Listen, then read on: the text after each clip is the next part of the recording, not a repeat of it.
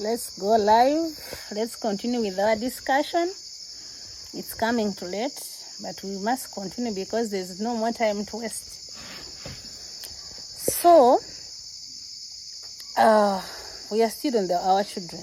Now, our children, I believe your children are the reasons why you wake up early in the morning in Kampala. People wake up at 4 a.m. 4 a.m., 5 a.m. people out there. Reason, they have children to feed at home. They have children. They have got to pay the school fees. Actually, when you ask the parent the reason they are working, people will tell you that we are working for ourselves. Most of us, we shall reply that, saying that we wake up to work hard for our children. Now, this brings me to my question. You heard that in December last year, 2022, from around 13th to say 29th, how many people died in an accident? Around 268 people. Then maybe around 40 people survived with injuries, which injuries were so high that they can no longer go to work. Some of the legs were chopped off, some the arms were chopped off, some banged their heads down. They can no longer know what is happening. And life is like that. You can imagine within a very shortest time where you plan for your family and say, we are going to, for Christmas, we are going to meet our judges, we are going to greet our parents, but people didn't actually reach where they were going. And getting an accident, I always explain, it is not brought by you who is driving. Some people can be on the road, the car comes from there and pushes the person the other side of the bush. You had your plan. At that time, you're thinking, where am I going? Maybe you have money in the pocket. You're like, no, I'm going to buy for my family this. You're there planning. You know how you have the money, or how you can have your plans, and you're really planning, because with the risks, we cannot know when they are coming. Then you see a border coming this side, pushes you to the car, and you're like, now, I was just doing my own things, I was going my way. So accidents happen, and it may occur or may not occur. But I'm talking about those people who have so far gotten accidents. Maybe they are disabled already, and again they are still producing. As parents, we just also need to begin planning and knowing that me 4 children are enough, me 6 children are enough. If money comes, well and good. You can also go to orphanage home and begin to help some of the people there. But we just need to begin learning how to plan for our finances. How to plan. You can imagine, you can have different policies where one is for the school fees, another one is for that dream house that you want, another one is for the retirement, and for you keep quiet for just 5 years. People see you in the bar, you no longer take 5 bottles of beer, you take 1 and a bottle of water, you go home. And you're a happy person, because you already know, I have got a dream to achieve. I have got a plan to fulfill, a goal to achieve. But how you set your goals will matter. How you set your goals will matter. People normally tell us that how you start your year will matter.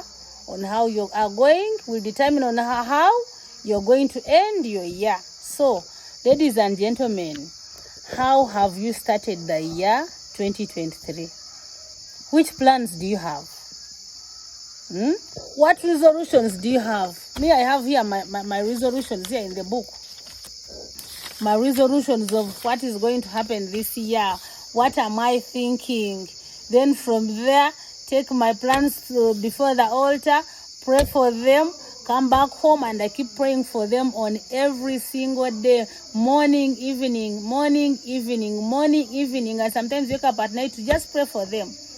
But when you have got those plans, you never tell anyone about that plan, of course, for accountability purposes, that person can keep on reminding you. You don't write the dreams down, because now the brains now every day to think about something new. I can plant my trees. By the way, I can also keep on buying the cows. And by the way, I can also save. Then tomorrow, the other plants of the cows and the trees are not there. Then you're like, I can actually buy the land. I mean, write your goals down one by one. Give your goals the timelines and say, this one is for 5 years. I am now 40 years. By the time I make 45 years, I have the family house. By the time I make 5 years, these trees will have gone to this particular level, and therefore I shall have planted thousands of trees to this on maybe this land, certain acres. I mean, you must have a goal attach its timeline. But you can keep dreaming. The same way we enter offices to sell to some people, and then they tell us, Lydia, I think I can always buy my cows. But the man, he's say 52 years. He started working when he was 22. How many years are those? More 20 or 30?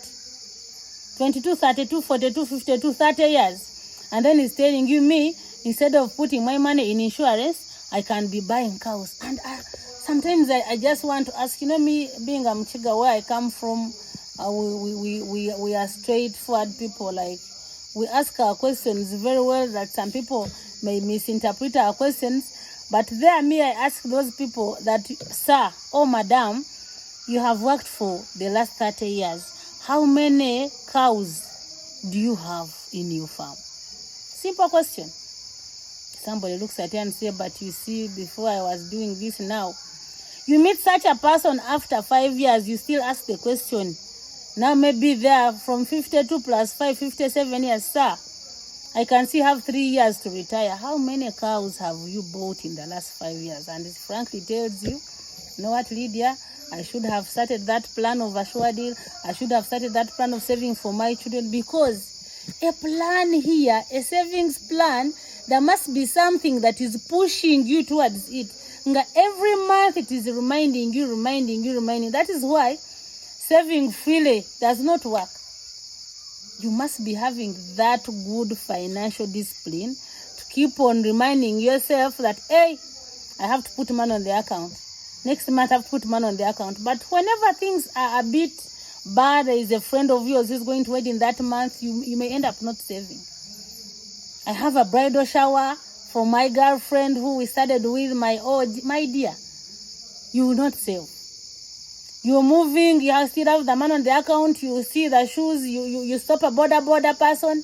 Hey, take me to my bank. Sir, come together with me. I pay for the shoe. My dear, the dream may never come to pass. Set your dream. Set a timeline. Look for avenues on how that dream is going to be fulfilled. That is 1. 2, someone who always tells me that, now, Lydia, I can plant my trees. My dear, the same question. For the last 10 years that you have worked, how many trees have you planted? You are 50 years, 55 years. You have 5 years to retire. You plant trees. Some trees take 10 years for you to reap from them. You have retired at 60 years. They have told you, now, sir, because of the sickness that you have, we may need to operate you with a cost of 10 million. You don't have it. You begin going to look for somebody to buy the trees who will not come immediately. And I've always challenged even the investors. Do you want to die? You have all assets, you have land, you have what, but you don't have the cash with you. So savings, you save where you know that I can access some money. Save where you know I will access after 5 years. Save and when I will access it after 3 years. You have got different dreams that you have set their timelines with different avenues, with different resources. You can say, this is under the portrait. In the next 3 years, it will be here. Or let me save my money in insurance so that I come and do a serious portrait. I mean, you must understand what you are going to do. When can you reap from that? Of course, do not forget about your age. Do not forget about your age. That if I am 55, which particular plan do I begin to invest in?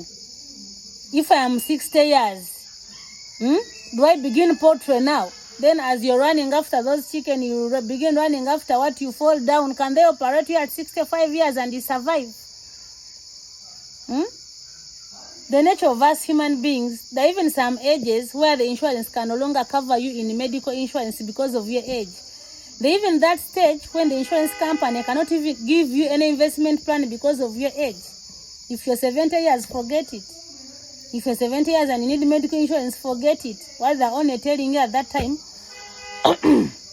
excuse me, is the funeral expense. Because me and you, we know that somebody at 70 years, what other part do we have apart from the funeral expense? The decent burial is what the part that you have remained with, and thanking God for living longer. You know, we all know our death rate. Before it was 45 years, now 55 years. Women 55 years, men 50 years. So even when somebody dies at 62, they're like, how old was he or she? It's like, okay, you see, people not mourning so much. Maybe now they're beginning to celebrate your life. But is that the time to celebrate the life? Celebrating life at 100 years, 90 years? So we just have to learn on how to save for our old age. Some people die because the money is not there. The life they were used to in office is no longer there. You had free breakfast, free lunch, free fuel.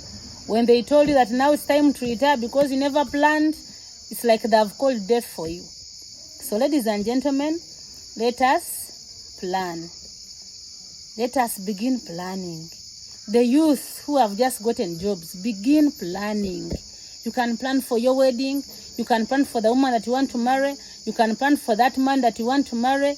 You can plan for the business and say, at 30 years, I should be having this kind of business. I need to save for these 8 years because I'm now 22 years. By the time I make 30, I should be having a business. If you're 35 and you're your first child, you've just gotten the first child, plan and say, I want to save for the school fees. If you're 55, please, in those 5 years, make the good use of the 5 years remaining for you to make the 60 years, that now you have that good retirement plan. Because guess what?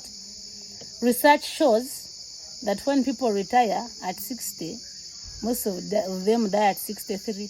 We have only 3 years. Why? We don't have money to pay for your car. We never plan. Most of us, we retire. We don't have a house in the village. We are not even contributing to any circle in the village. So we even begin there. They begin asking, who is this? Who is this old man? But you're retired. He was the son of so and so. You're never in the village things. You have retired with nothing. I mean, you die. 3 years. Research shows it. Read about it. People retire at 60, die at 63 years. Reason?